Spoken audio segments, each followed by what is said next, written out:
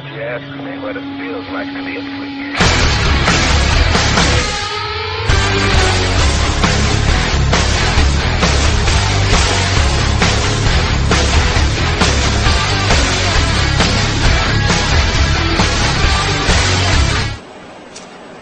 Alright, good evening, welcome back.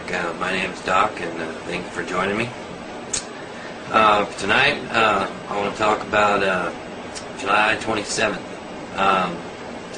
This July 27th, they're going to have nationwide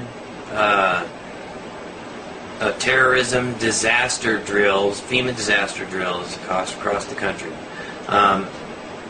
Every state, every major city, every county in the 10 FEMA regions is going to run disaster training drills. In other words, they're going to have all their forces out, their mandatory training, and the training is terrorist suppression and removal of people from the disaster area to safe areas, and firearm confiscation in the disaster area. But since it's disaster preparedness nationwide, every single FEMA area is going to be a disaster area, and they're supposed to run their own drill, like the area that they're in is the disaster area. So that means your area, or your FEMA region, so you need to look up whatever state you're in, right? Find out what region you're in, and then that's where the response is going to be coordinated. Somewhere in that region is going to be a designated terrorist attack, and they're going to have to disarm and move people around, and that's what this exercise is designed to do. Now, let me explain to you why this should terrify you, okay? Because on 9/11, the Pentagon and Northcom was running war games at the time, and those war games were defense from hijackers hijacking planes and crashing them into buildings in the United States, in Washington, D.C., particularly, and New York. And so when these things really did happen, there was so much confusion.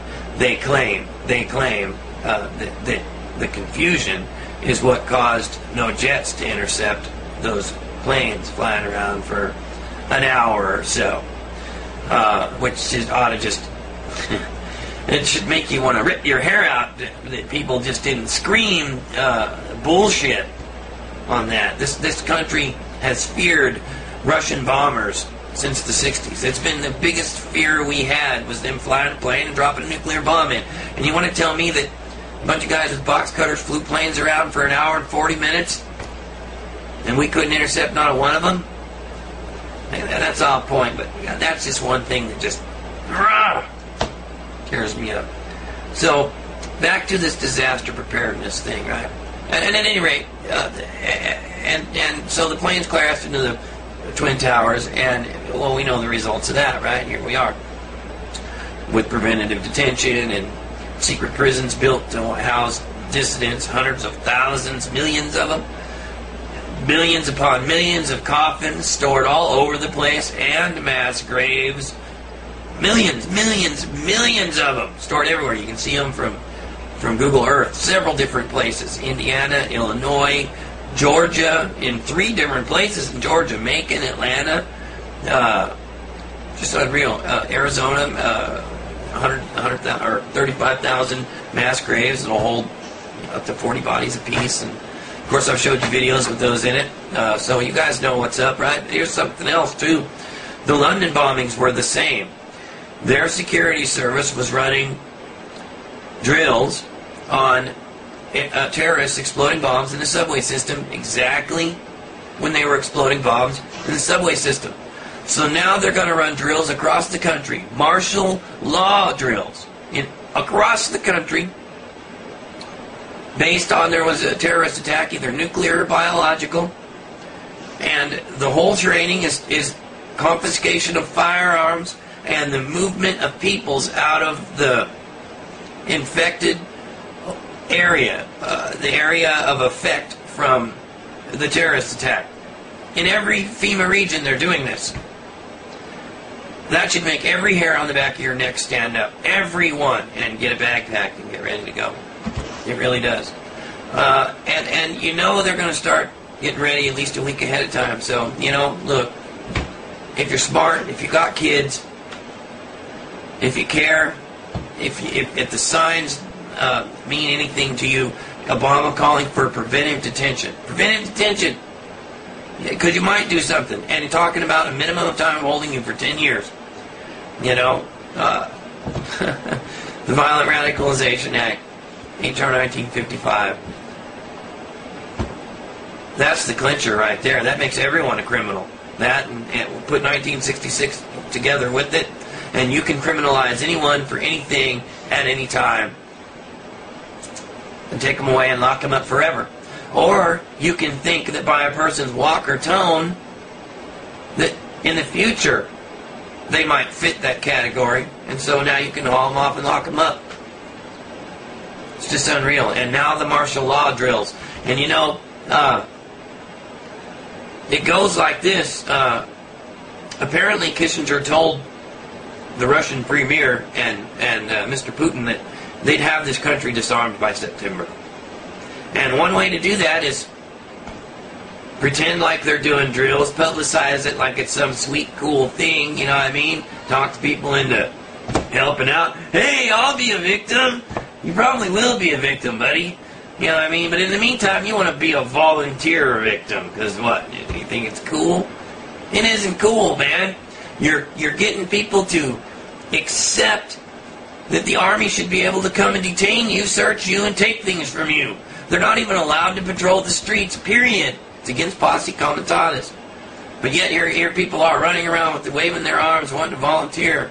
I want to be a gas victim. You know, go eat some of Grandma's beans then. I mean, give me a break. So, you know, that's part of the problem with this. You're desensitizing people to it, too. And the Army gets to feeling like, hey, this is a cool thing, right? You know? And then it becomes not disarming and essentially starting a war in this country. Because it will. I mean, if the Army comes to take guns, the Army's going to get shot. They just are. You know? See, the people who have these rights know that God gave them to them.